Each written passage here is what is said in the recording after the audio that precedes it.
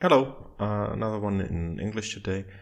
I want to talk about a thread on Blue Sky written by, I'm hoping I'm not butchering the name too badly, Dmitry Gruzubinski, who is I think a former diplomat in affairs of the economy. But yesterday he wrote a thread on a common political slogan in the US about the recent events, about the Trump regime, and that slogan is, "This is not who we are."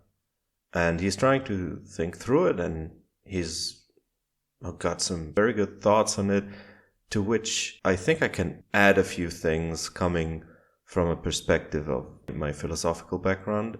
And the first thing he says is to keep in mind that he's not an expert on political matters of this kind, and I want to add my own disclaimer to that. I'm not an expert in that as well.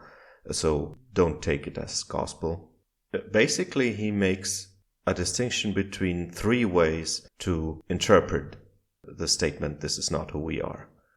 A, this is not in line with the story we tell about ourselves. B, this is an aberration and not something that happens in America. And C, the average American does not support this. A is kind of a claim about narratives. And I would add to that from a claim about narrative, this is not in line with the story we tell about ourselves, you can go two ways. You can go to, and therefore the bad thing that we're witnessing can't be what it seems to be. It can't be as bad. It has to have some kind of different explanation. Or you can go to, and that means that things can't stay this way. Something is bad, it isn't in line with the story we tell about ourselves, and that means that I have to do something about it. It has to change.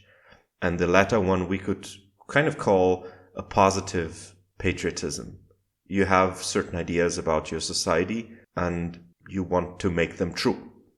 About B, this is an aberration and not something that happens in America. That's a historical claim, a claim about past events, about patterns of past events. And I would also say that it is at the same time meta-historical. The use of the term aberration implies a kind of baseline, a historical baseline that may or may not be true, and it often isn't. And that's a historical claim. But there's something more complex there, I think. This statement, this is an aberration and so forth, also implies that societies have things that cannot happen in them, that there's something inherent to a society that makes certain events or developments outright impossible. And I think that's a very misleading thought. Even if something were hard to imagine in a society at a given time, and some things are, that doesn't mean that it'll be hard to imagine forever. And it certainly doesn't mean that it's literally impossible. Okay, so C is the statement, the interpretation of our basic statement, the average American does not support whatever is happening. And that we can characterize as a claim about political attitudes.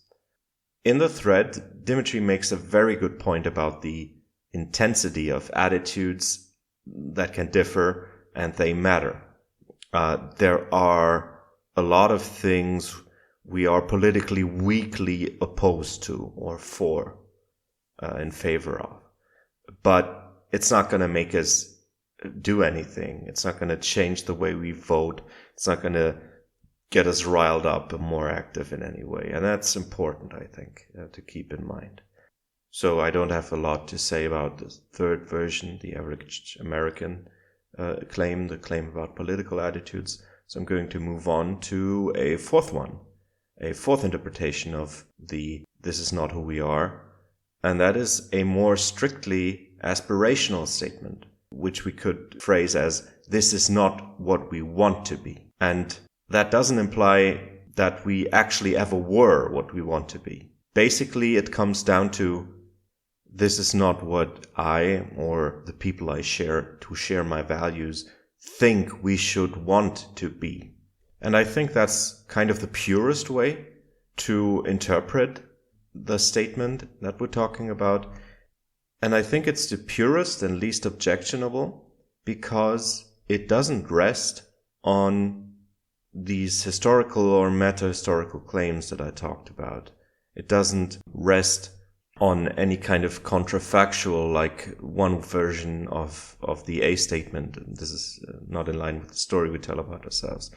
So there are ways in which to interpret the statement, this is not who we are. And I actually think that all of these, even the sub-statements that I sort of tried to analyze out of it, that they all are real, that this is what people actually mean sometimes when they say this is not who we are about something bad happening in their society, not just in the US. And that is where we kind of get to the factual problem with the historical claim. And this is something that I want to specify because it's important, just for the sake of intellectual honesty, historical honesty, and fairness to people in our societies. And that is what Dimitri mentions in the 6th part of his Blue Sky thread, that the notion that current events are unique, that this kind of transgression by police is somehow entirely new, is one that creates a lot of pushback from people, from groups with an ongoing experience that this can happen to them at any time.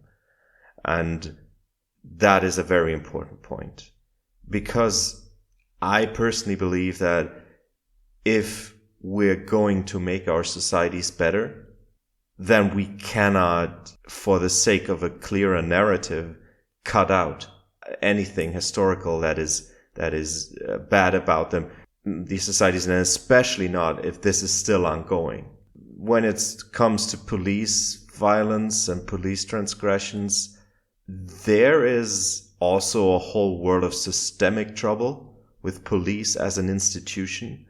And while that problem shows itself in harsher ways in the US than in some other places, I think, that doesn't mean that the problem is limited to the US. It is not. There is a deep-seated problem with the institution of police, and there are deep-seated problems with the connected institution of criminal justice system. And that is just something that I wanted to add in because, yeah, without it, this whole piece would feel very dishonest. We have to point out that the historical claim that I discussed under the aberration interpretation of the this is not who we are statement is false in a very, very meaningful way. Okay, so at the end of this, I want to give a few pieces of advice, which would, if people did that, I think it would help clarify what they mean. And the first one is make clear which version of the "this is not who we are" statement you're using, which of the various interpretation is the one that you want people to understand. And also importantly, be honest about it to yourself. And that dovetails into, I would like people to be critical about what they themselves mean by their words, and whether they may be deflecting or othering the bad things happening, trying to get them outside of their identity, because that's a tricky and dangerous road to go down. And certainly don't go down a kind of no true Scotsman route in argument or in your semi-conscious attitude. Don't, when something bad in your society happens and is patently happening all the time, but maybe just now it has a lot of attention or it's happening a lot, don't go down the route of saying, okay, the people doing this are just some kind of special case, or they're not really American, or they're not really German or Hungarian or whatever. Don't do that. It's misleading. It's basically just a protection of some piece of identity that you hold dear. And if you really want to be good for your own society, you have to be honest about it, and honest about the slogans that you use and what you mean by them. Okay, this is it. The thread is link to the thread is down there in the description. Thank you for watching. I hope you enjoyed it. See you next time.